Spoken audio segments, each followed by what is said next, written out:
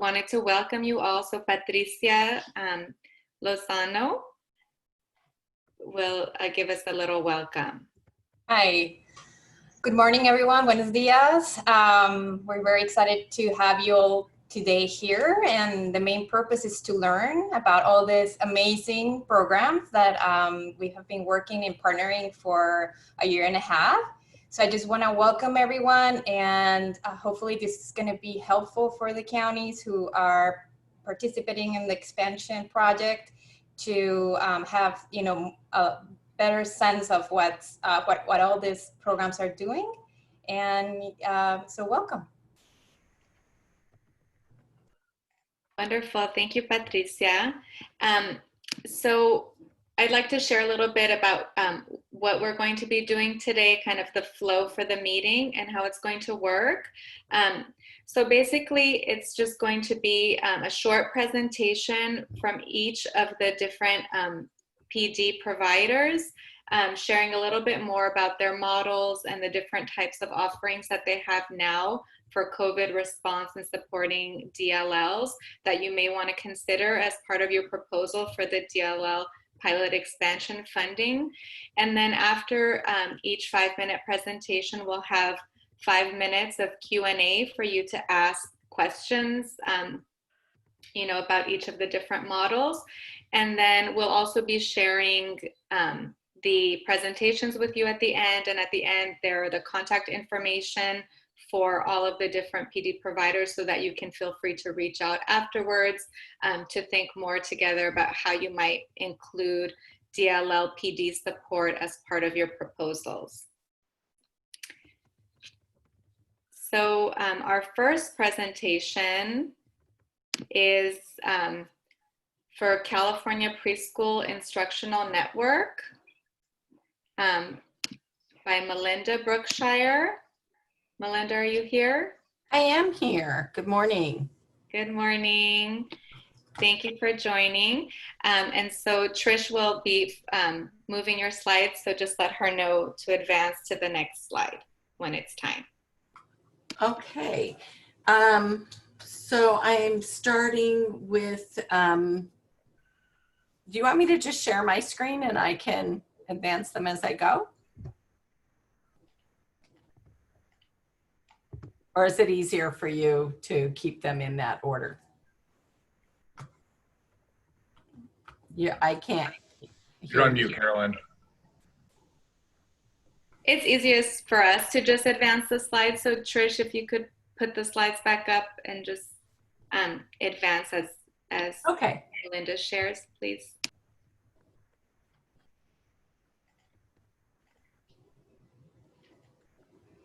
Okay, so we have a model where, well, first of all, what we developed for the project was 6 hours of professional learning for teachers and caregivers and 2 to 8 hours of professional learning for administrators.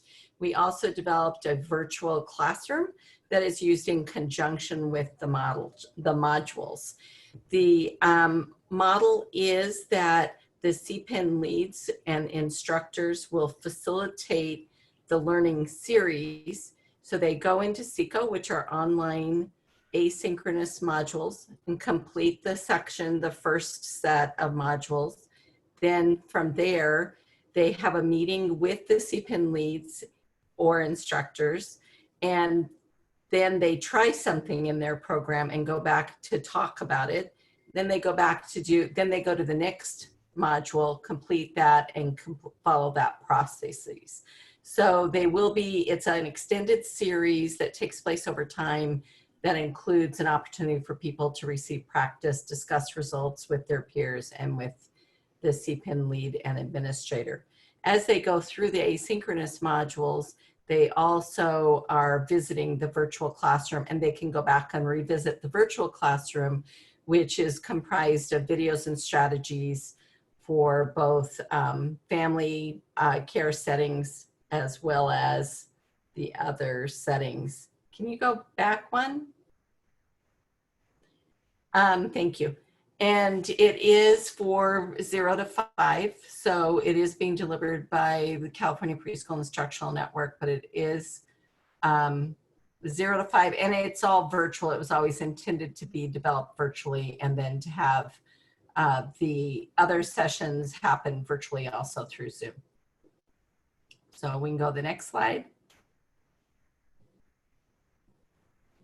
Asynchronous SECO modules with instructor-led virtual sessions used in conjunction with virtual classrooms. That's what I just said. So we can go ahead and move forward. So the modules all include the latest research, videos to illustrate strategies, and the videos are pulled mainly from the other projects. So for example, the POL project or Serato, we have videos that incorporate the other things that were developed through this grant. We ask people to complete action plans, and of course we use the virtual learning classrooms. Dr. Linda Espinosa was our expert content person. She reviewed all the modules and worked with us on the development of the modules. And then the virtual sessions include theory to practice discussions, how the strategies are working, problem solving, new thoughts and examples. And then we also branch over so that people can get extended, know where to go for extended coaching and support through the other delivery models that were also funded within the DLL grants, like the Preschool GLAD and Serato, POL, and also the college course that was developed by CSUCI. So we've made links to that throughout the session, throughout the modules. And then the next slide.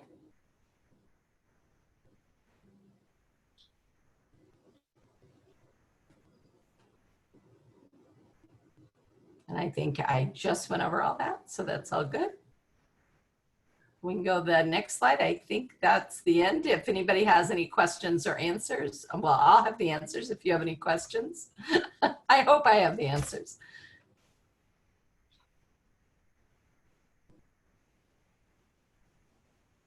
Please feel free and don't be shy to ask questions. We're reserving 5 minutes after each presentation for you all to ask questions to the presenter. So the first question is when these SECO modules will be uploaded. So right now they're being translated. So they'll be available in English and in Spanish. So they'll be available by probably early August. The CPIN leads are being trained on them in August, and we'll have them available as part of their offerings throughout the year. There's a question about whether director participation is required. It's not required, it's strongly recommended. And we do, so the modules that were developed, we have one module that was specifically developed for directors that is on how to support the teachers in the implementation. And so even though all the modules can be used by everybody, we did make sure that we included that. We do not have evaluation data. We're not, that was not part of our project funding. There's a question about whether there's evaluation data available. Which that's what I just was saying, is that that was not part of our project funding. Okay, and how many modules this includes? So we have 3 modules for teachers and practitioners and caregivers. And we have 1 module specific to administrators, then the other modules are can also be utilized by the administrators and directors. Great, any other questions? And also feel free to unmute yourselves to ask questions if you'd like. So I see the question that says, can you expand on the coaching and extra support? So we don't have coaching in our model. So our model is a little different because these were developed specifically for this purpose. So we didn't have an existing model such as the POL or Serato and Preschool GLAD that had existing models that are based on coaching and support. So ours were always to be a module that was available asynchronously with the CPIN leads facilitating some virtual sessions on it. So there's not, this is not a coaching model that is provided through this venue. through these modules. So it's a little different from all the other projects that were supported within this project.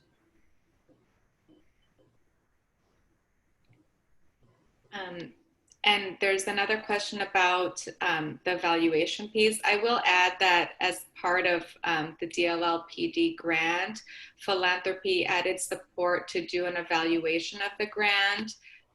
You know, and we have some preliminary data that shows the impact of the DLL PD models on teacher practice and on their knowledge, and of course supporting DLLs and their families. So that's something that we can share as well. And I think because ours isn't rolled out within this grant, we don't have any of that type of information as opposed to like the poll model, which was already in place, Vibrato was already in place, GLAD was already in place. So ours was a little unique in the structure of this grant as opposed to the other ones that were involved. Okay, great. Unless there are any other questions, we're now going to move on to our next presentation. Thank you so much, Melinda. And we'll be sharing the everyone's contact information so that you guys can be in touch afterwards as well. Thank you. Thanks. So we'll now be moving on to Cal State University Channel Islands presentation by Dr. Carola Oliva Olsen. Hello, thank you. Thank you, Carolyn. So let's see, next slide. What we provided and can continue to provide is coursework that is practice-based, meaning it includes concepts and practice that is to be applied in the context in which the educators work. Next slide. So the courses include 3 transferable academic units, upper division. We have an orientation that we provide to the directors, site supervisors first, and teachers, teacher assistants, family childcare providers, whomever is taking the course as well, so that they know how to walk through the platform that we use for online learning, and to make sure that they have the materials, the camera, and know how to navigate the system. And when they don't, to strategize how to make it work with their where they work. And then it includes communities of practice where we want the students, our students, to practice what they are learning, taking photos, video, etc., and coming back and sharing and reflecting together. So within the cohort model, the other students all learn about the different contexts in which we're all working, and how the strategies that we use and the different practices, how they look different amongst the different settings. The courses apply to those serving infants, toddlers, preschool children in state-funded programs, Head Starts for migrant, American Indian, and regional, and family, friends, and neighbor, family childcare homes, and private care. Next, please. So we partnered with Advance in San Francisco State, and we have a virtual teacher module where we provide this extra layer of support so that they become very familiar with online learning. Next. The courses include family engagement, looking at reciprocal engagement with dual language families, how to support families in learning about the bilingual journey, what does that look like over time, and the importance of teaching together. The other part is how to build sustainability in the program. So looking at a language plan, looking at language models within the settings, developing school readiness goals for children who are dual language learners, and then the difference between child assessments, family involvement in this, and classroom quality assessments. Then the strategies that fit to ensure that children have full access to the learning throughout the day, learning about family supports, environmental supports, instructional supports. And it's not just developing the foundational knowledge, but applying it and coming back with documentation and feedback so that they can go back and share what they've learned also in their programs. So within the instructional supports, we look at not just the pedagogical adaptations, but also what are those exchanges, effective oral language exchanges, and how to document the child's learning. Then we focus on scaffolded dialogic reading, incorporating the POL strategies, and how to extend that to dialogic reading with families that has a very strong research base, and using the children's books that we've already vetted and presented on through Early Edge in the webinars. But we have a variety of books that are not just in the home base, but really focused on cultural pride. And then we have two optional units, one on Spanish lectoescritura. So how do we facilitate language and literacy development in Spanish and document their learning? And then the other one is on anti-bias learning. Next slide, please. So as you can see, we've divided into three parts, and the course is into 3 parts. So it's more grouped into chunks that give flexibility and when you start and continue with the next one. And the first one is the foundational concepts of dual language learning. When the teachers speak the home language of the child or the children, or whether teachers do not speak the home languages of the children, about self-cultural competence and understanding development overall. Next, please. Family engagement and reciprocal engagement is embedded throughout. We don't want it to be a standalone piece, but through all the parts of the course. The second part focuses on programming, building the structure to support systems and services, and for teachers, educators to understand the big picture as well. Then looking at the strategies, implementing them in the programs, taking photographs, video, getting feedback, and learning from each other. Next slide, please. Then the last part is where we have options. So it's the anti-bias one and the Spanish language and literacy development. So it gives you a sense of the different topics that are included in this section. Next slide. And the anti-bias as well. So those who might not be teaching in a dual language model, and particularly in Spanish, teaching in English and in Spanish, might not want to opt for the Spanish and language literacy development and prefer the anti-bias teaching one. Next one, please.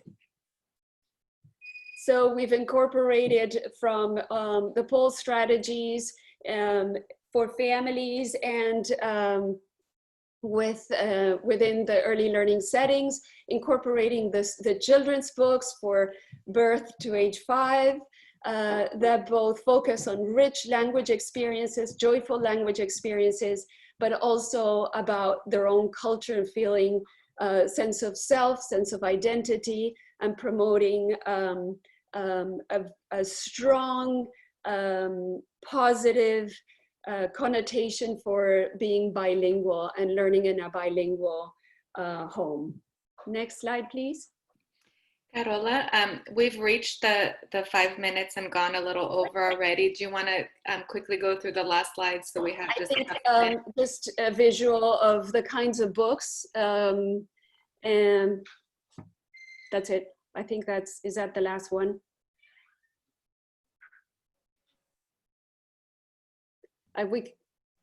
We can continue with questions after. These are all just visuals of the same that I've already shared. Okay, so a couple questions came in about the course being upper division and if it's accessible to those who are still working on their AA.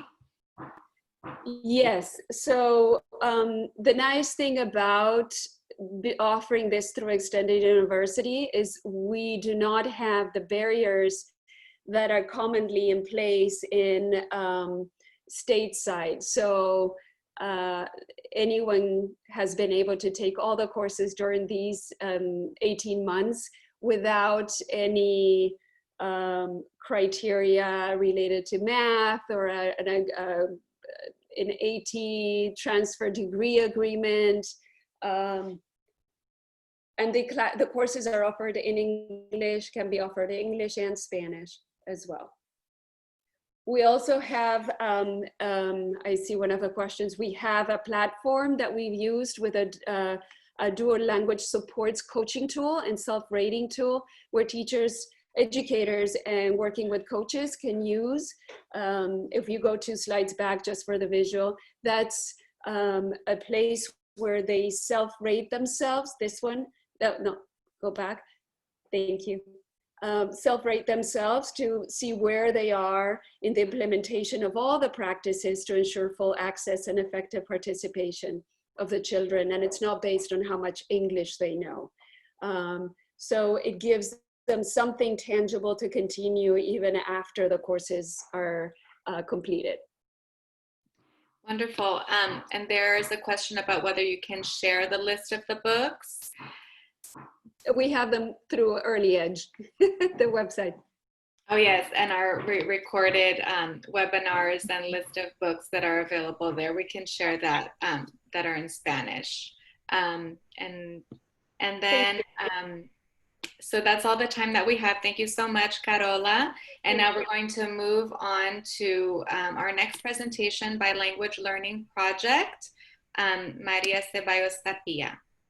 And I am not Maria Ceballos Tapia. And as you see that name under there, Fresno Unified School District, I'm sure all of you are aware that there was an announcement made at the end of last week about the beginning of the school year. And so Maria was called into emergency meetings this morning, and they're very important. And so she apologizes for not being here. And I'm going to be a very poor substitute for Maria to talk about this project.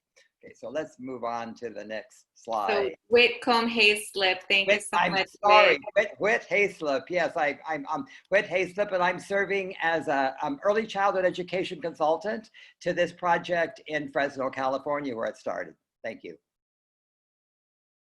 Okay, next slide, the overview here. Okay, the Language Learning Project, which we initial LLP, is an interagency professional development approach for early learning educators to better support the needs of young dual language learners. So that it was a PD approach. It was originally developed in Fresno.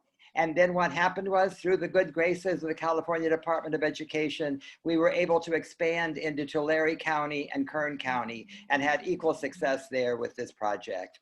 And it is an implementation of innovative concrete practices which support language learning in multiple environments, including center-based, home-based, and family, friends, and neighbor care. One thing I want to let you know, I think it's important as you begin to think about your own grants, this is not a curriculum.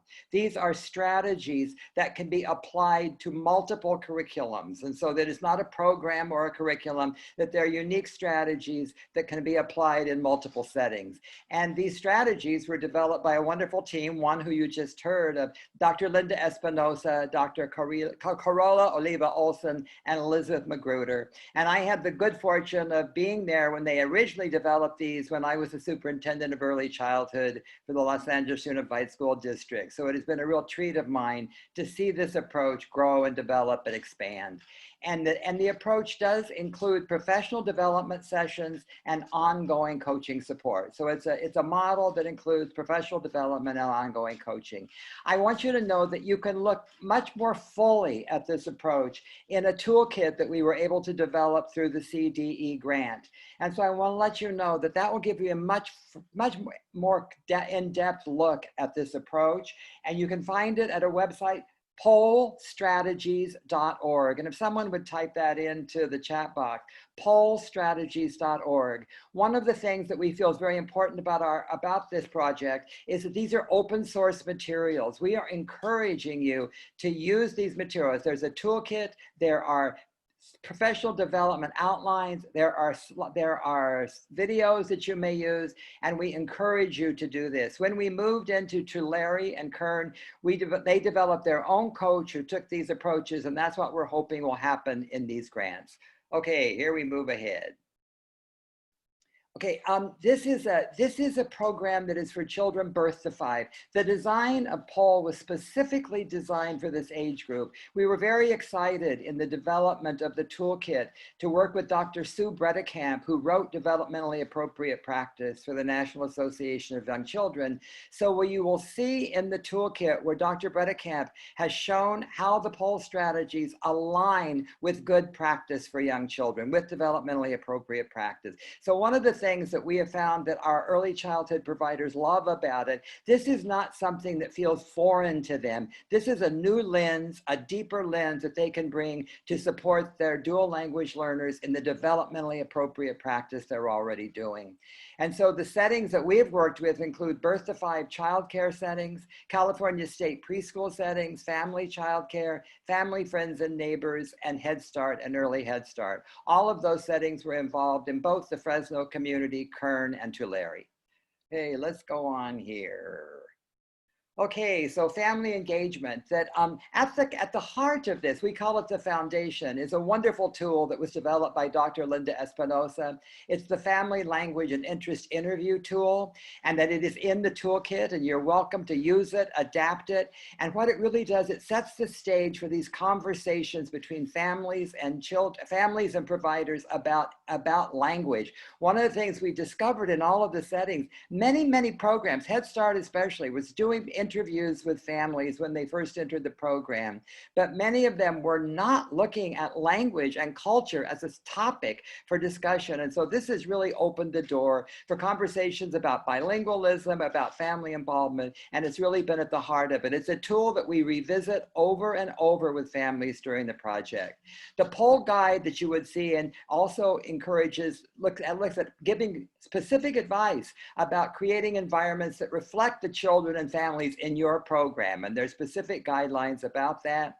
And then we also look at POL activities being shared with families at home, songs, chants, stories, and then an encouragement for the home language and families to be sharing that home language both in their home and in our settings. Okay, let's go on to the next one. Okay, modifications and adaptations, that what we were able to do quickly, and thank you Zoom, I mean, we could not have lived without it, that we were quickly moved our professional development sessions into the Zoom platform, and we were actually amazed at how quickly our providers responded. They were anxious to get support. They were in some cases feeling isolated, and so that they quickly responded. We had practically 100% attendance, the same attendance we had had in person at all of the Zoom professional developments. And we worked with the coach in Fresno, the local coaches in Kern and Tulare, and they continued their coaching sessions via Zoom and telephone. Okay, next one. Okay, so the evidence of improved teacher practices, we actually have been looking at 3 sources for this data. One is the quantitative evaluation by a group called Engage Research and Development. We have some qualitative evaluations, some videos and stories by New America, and that we have some student outcome data from FUSD, their ongoing looking at students who have been in this program and then exit to go on to their school-based programs. We have some evaluation that indicates 91% 41% of teachers have feel comfortable with dual language children in their classrooms after this and feel strongly that they are able to meet those needs. And then we also have been following a cohort of children who started out in this program, and we see that their second grade academic outcomes, they're higher for participating children than for the children that were not in that program. And Debbie, I saw your question about how do we have evidence of that this is working beyond teacher satisfaction. And I have wonderful news, and I'm happy to share this with you. As of Friday of last week, we reserved a data book from Engage R&D that was looking at the children who've been in this program, and they were looking at the desired results, outcomes for these children. And we saw that for children participating in these programs, the dual language learning children's outcomes in all domains was at least the same or higher than other children in the program that were non-dual language children. And so I'm happy to share that with you, but it was so exciting to us that we saw that, that they were higher in all domains having been involved in this program. So we were thrilled about that. Wonderful. Thank you so much, Whit. Let's have a couple of questions now. We just have a couple of minutes for Q&A. If anyone has any questions that they'd like to share out or include in the chat. I have a question. My name is Gina Rodriguez. I'm from First 5 LA from Los Angeles. And what's coming up for me with your program is a partnership with our very robust CPEN program in LA County. Did you ever discuss with one another in terms of how this could be something wonderful for not only providers, but also in terms of parent engagement and working together in this particular, with this particular funding? That is our hope. And so that we work closely with Mindy in terms of development of her materials. We've worked with the CPINs in those 3 communities. We're working with them. We're different than some of the others. We're not a program. So we are some strategies and a toolkit. We're encouraging that. And we want to offer some technical assistance to you in this. We want you to use your resources and your training platforms to take these strategies. It's like we really don't have the capability of doing that. And so we're seeing other resources. I'm going to tell you, we're working with Southwest Human Development in Arizona. They want to take it on and use their resources. So we're encouraging that. So please, you can talk to me or the others how we might be supports to you in that. All right. Thank you very much. Whit, there's one question about the evaluation results that you shared and whether, and methodology. What I can do is we have what's called Engage R&D creates what called data books, and I can share that data book with you. They were really analyzing the desired results data. That was the one that I'm talking about that we just got the data on. The others, they had a series of both interviews and focus groups that they were working on and some of those other data. But the actual data book where we talked about the higher in all the domains is they were analyzing desired results data from the Head Start, from Fresno Unified, and from Fresno County Superintendent of Schools. Thank you so much, Whit. We really appreciate it. And now we're going to move on to the next presentation, Preschool GLAD by Dr. Nicole Chavez, Catalina Sanchez, and Christy Baird.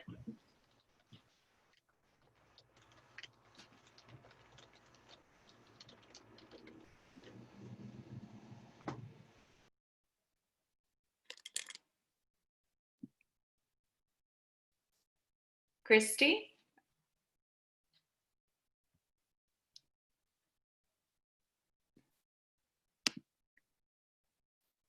I think you're on mute, Christy. Okay, can you hear me now? Yes. Good, thank you. I thought I unmuted and then I obviously didn't. Sorry about that. This is Christy Baird and I'm excited to be here to share with you about OCDE Preschool GLAD. Can we go to the next slide, please? So a description of our model. It's a continuum of learning and support activities. Our model is a collection of strategies designed to work with any curriculum or any way that you may do your program. So our teachers that work with us learn strategies and learn the rationale and meaning behind the strategy, so it helps them understand why they would use the strategy, when they would use the strategy, and where it would be most effective. We are focused on developing and sustaining quality early learning. We support dual language and biliteracy development, and we create a culture of ongoing professional growth.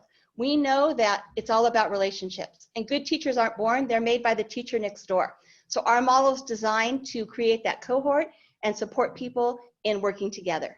Next slide, please. So this professional development program model has 4 components. We have a leadership ensemble that's designed for administrators and teacher leaders, and it's designed to help them think through what would implementation look like, what does my system need, where are areas of strength in our system, where are areas that we need to shore up and have improvement. Then we have training for educators. It is designed in 2 parts. There's a research and theory workshop, and then there are parts of it with the strategies. How does this look in my classroom? What does instructional intentionality look like? We have follow-up mentoring and coaching, and then finally an opportunity to participate in training of trainers. Next slide.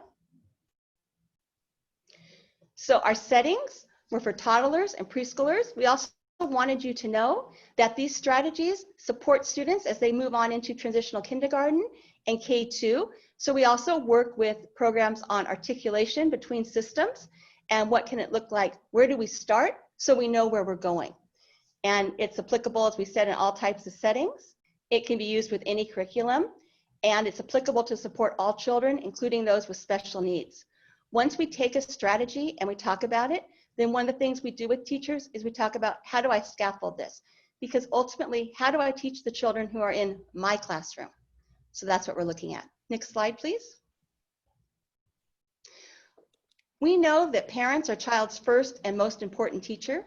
So we wanted you to know that we also specifically have strategies to support families. And as part of our online coaching modules, we have one that supports specifically family engagement for programs that might want to dig deeper and also support families during this time of distance learning, this time of really trauma for many of our children. How can they help support their children continue that language learning? What might it look like at home? We also are helping parents and supporting them and validating a child's first language and using that language at home and expanding that language. Next slide. So as you can see here, the strategies are designed to help both teachers and families to bridge that cultural and linguistic divide that sometimes exists. We want teachers to gain a deeper understanding of children's development. We want to recognize, as I said, the importance of preserving the home language and culture, and then bridge those diverse cultural worlds between home and school.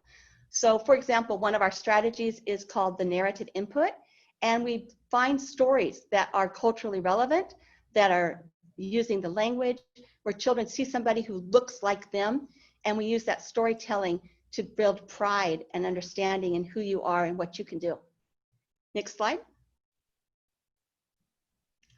So finally, due to COVID, our program, if you're familiar with this at all, you'll know that we go in the classroom and we're really hands-on, but we are moving towards an online format option, both synchronous and asynchronous. So within our foundations training, which is that piece I mentioned, that is the research and theory and the classroom piece, we've divided it into 2 sections. We know we have to have digestible content, pacing is important, flexibility is important. So we have the synchronous part to provide live interaction, real-time engagement. We have coaching to provide just-in-time help, and supports for teachers. As I said, how does this look like in my world with the students I'm working with the program that I'm in? Next slide. And evidence of effectiveness. We have not had our program studied with empirical data, but we did want you to know that schools that implement Preschool GLAD strategy do well on their QISS quality rating, on their teacher effectiveness. We have information on leadership satisfaction, teacher satisfaction, and family and parent satisfaction. Next slide. I think it's Q&A. Yes, thank you, Christy. So now we're going to open it up to Q&A. So please add your questions here to the chat, or please just unmute and share your question directly.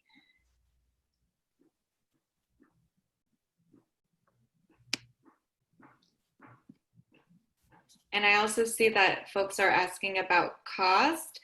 So on the last slide, we'll be sharing the contact information for each of the different models, and you can be in contact directly with them about the different options.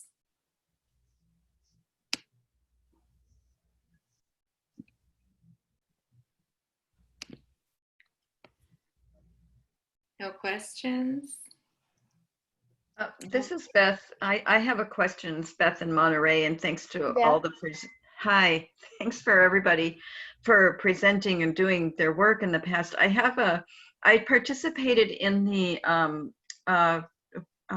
poll training and was really impressed and everything. But I'm wondering about right now when teachers are all engaged in on-site. If they're on-site, they are following really different protocols, and their classrooms look very differently, like a different approach to play, let's say, really different, and hyper vigilant about safety and health. And how do you imagine these trainings embracing or aligning with that new reality? That's one of the things we've been discussing a lot. We do have some teachers that were involved with our dual language grant last year who they've already been trained, they haven't participated in the training, but they're using the strategies with their students in distance learning formats. We're talking about how does it work? What would it look like? You're right. We can't have them put their heads together anymore, right? So as far as like training, so we're looking at what does that look like, and we're studying about best practices in those formats. And I think we're all exploring this brave new world together. So as far as training, as I said, we're moving to an online format. We'll be using video. We'll be using where teachers will have opportunity to practice, upload pictures, upload videos of themselves. They'll get just-in-time help with those kinds of things, have opportunity to share and build that up. But it is going to look differently. And I wish we had the answer. You don't know how much I wish we had the answer. We don't have the answer yet about that. Thank you.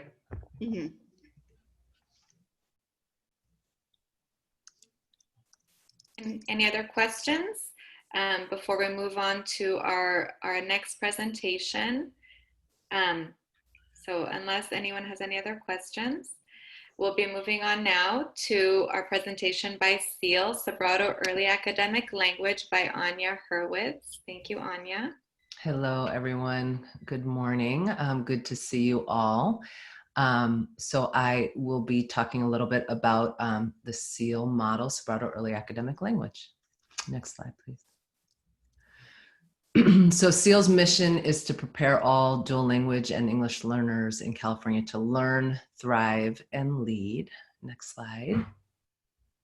And we're really built, particularly our preschool focused training, really built on these four cross-cutting concepts: affirming children's language and culture, supporting oral language development, making things visible, tangible, and comprehensible, and then what is really deep, meaningful, joyful engagement with text. And we're all focused on this notion of creating powerful preschool classrooms for dual language learners and for all students. So the SEAL model very much acknowledges the needs and the specific pedagogy to support dual language learners and emergent bilingual children within the context of all students and supporting all students. I will share that SEAL works with preschool, within preschool contexts, so Head Start and state-funded preschool. And we also work within elementary school, so TK and up through. Now the model was originally designed through third grade, now through upper elementary as well. Next slide.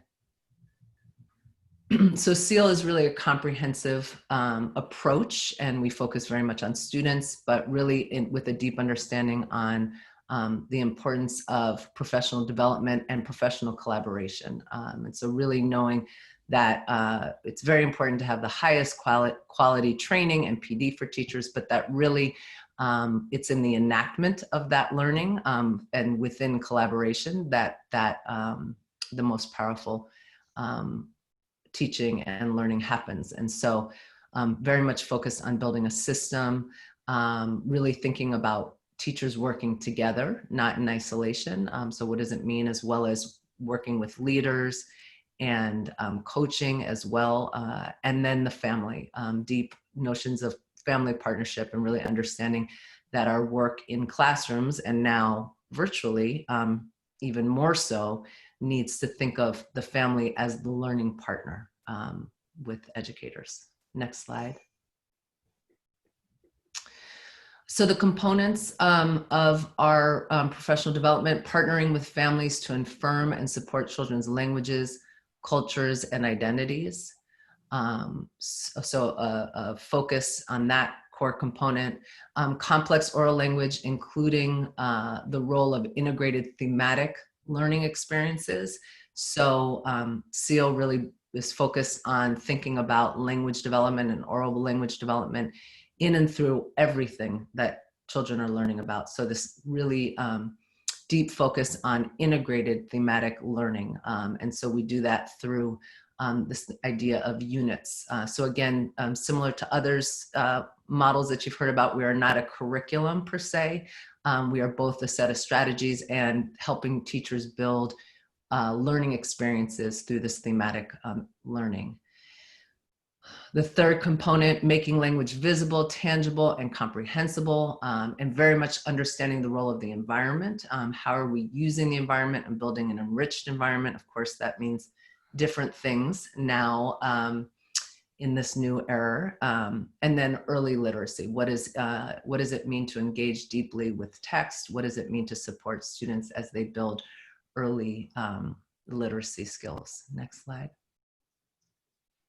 So within the COVID-19 context, we are very aware that all of the great work we've been doing over a decade can only be utilized by educators if it is relevant to their context. And so we've been working very hard, both in the spring and now in the summer, to prepare for this coming program year, to really make sure our work is relevant to the context. So both in the format that we deliver, and within that, so the professional learning format, we are using both asynchronous and synchronous. So thinking very strategically about what is most effective to do with teachers in a synchronous, and what can they go off and do on their own and come back together and reflect, and really focus on being sustained, spiraling, and building that time for reflection and collaboration, always critical. Next slide. In terms of data and evaluation, we have an external evaluation of our pilot, which was several years ago, but that was an external evaluation where we had statistically significant outcomes for preschool within the year of SEAL preschool, as well as throughout the years up through third grade. And so happy to share that information. We continue to see teachers. So this data here that you see on your screen is related to in replication of SEAL. So where beyond that pilot, we see teachers also reporting very high levels of effective use of strategies to support dual language learners' thematic instruction, oral language development. So we continue to see that. And then we have not externally validated per se, but we continue to hear from our preschool partners that they see statistically significant gains in DRDP and other assessments that they are doing locally. So I think with that, we open to Q&A.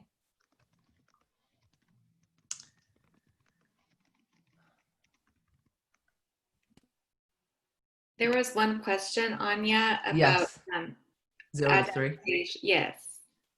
So we have, just based on capacity, we have not yet modified our training to say that it's 0 to 3 focused, but we've definitely worked with partners who have said they've adopted it within 0 to 3 context. So I think, you know, again, we feel much more comfortable saying that we focus on preschool and really that alignment with preschool into the elementary and really thinking about that strategically and across the systems. But yes, so we have not ourselves adopted it to a 0 to 3 developmental age span. That is a great goal of ours. And I think if we hadn't moved into this pandemic reality, we probably would be a little bit faster to addressing that. But we are just quickly trying to adapt, as we all are. Any other questions for Anya? I will just mention similar, I think that you've heard with some of the other models, we're very much building on this communities of practice notion and a trainer of trainers building internal capacity. So a focus on identifying internal coaches and leaders who can support in an ongoing way the building of a professional learning system. So our trainings, you know, are in a time frame, but the work, of course, continues, and that's the power of it. And so as your teacher staffing shifts also over time. So what does it mean to work with coaches and leaders to also support ongoing professional learning? Unless we have any other questions for Anya, I noticed a question for kind of everyone, and I saw that also Christy responded. A question about that many models are frameworks or approaches with key common strategies, and whether there's an assumption that a program needs to have a foundation of a strong curriculum for these strategies to work. If any of the grantees want to speak out about their own models. Yeah, can you hear me, Carolyn? Am I on? Yes. Okay. One of our wonderful things that happened is that we have some family, friends, and neighbor centers. And so we started working around implementing poll strategies there. And so what we discovered was they're very adaptable. And so that in terms of the families taking them home and using them in with their own families, with an auntie or a grandmother, so that it does not require to have a strong formal curriculum, but they're very practical strategies that can be applied to the ongoing good things that we do with children. Now, it's the ongoing good things we do with children around play and literacy, but that they can easily be applied outside of a formal curriculum. And if I can add to WITS, in addition to family, friends, and neighbors, I would also throw out the alternative sites also that we find that poll can also be integrated in, like your libraries and your alternative sites where families naturally gather, to neighborhood resource centers, et cetera, without having a formal curriculum attached to it. And it's critical to understand that it's not about getting a new curriculum, but that these strategies and practices all together in a comprehensive way are the adaptations, enhancements that are important and necessary for each child who's to the learning when they still haven't developed their English language capacity. And as they're developing English language development, we're supporting the home language as well, regardless of the languages that the teachers speak. So that's how they all play together. And it's not about changing or bringing a new curriculum at all. We have another question here. Do any of the grantees consider sustainability, for example, include trainer of trainers, emphasize engagement of the site leader and whole site involvement? Yes, I think many of us do. I think SEAL absolutely focuses on site leadership and as well as building, we don't call it a trainer of the trainer, but internal capacity and ongoing use of resources. And Preschool GLAD also, our goal is to build capacity within the system to ensure sustainability. So we continue working with site leadership, we encourage the cohort model, but to train all the teachers on site. And clearly, our goal with the language learning project with the toolkit and the videos was to build capacity, and that we are also looping we're working right now at taking some of our work that we've done and really honing it in more in terms of a trainer of trainer model, so that we've got some good work out there, and so to really take some of that good work and apply it more in a trainer of trainer framework.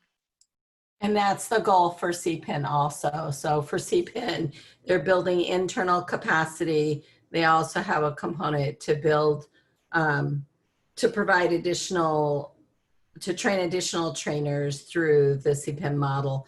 And then they have other resources to pull from also. So definitely they want to build capacity, as Whit has mentioned before also. For example, in LA, you know, they have very extensive CPIN network, so we'd want to bring them in to that capacity so they'd be able to deliver those products also.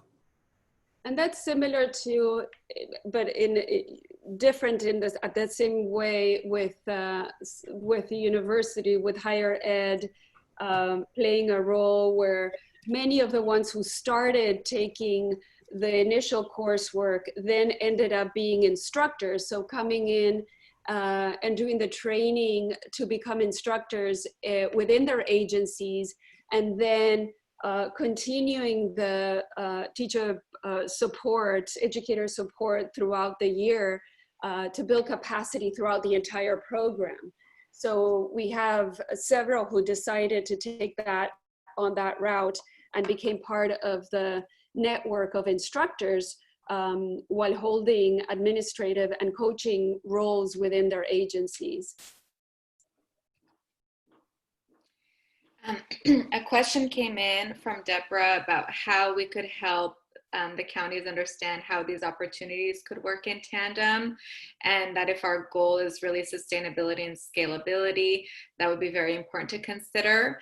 And you know, we definitely agree, and for Early Edge, we're really happy to be part of this and involved.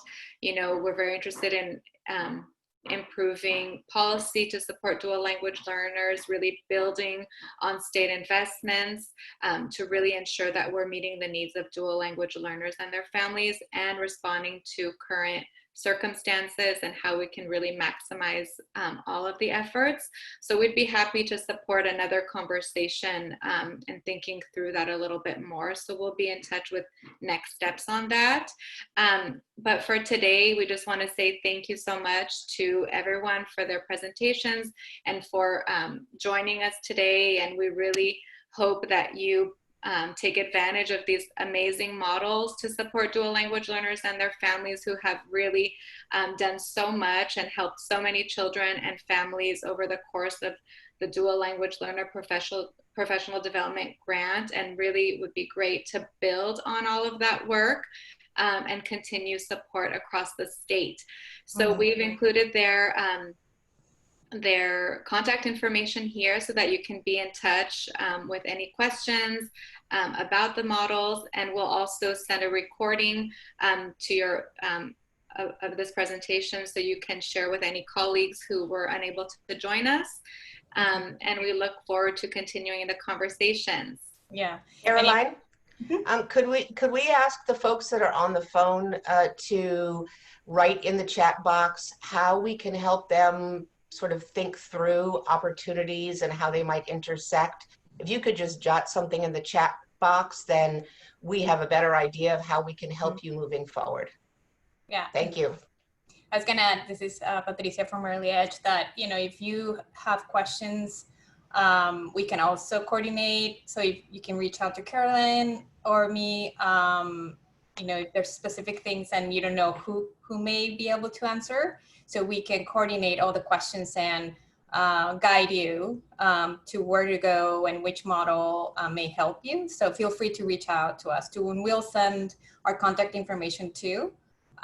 So, you know, we can coordinate if you have questions in general or about a specific model, we can guide you.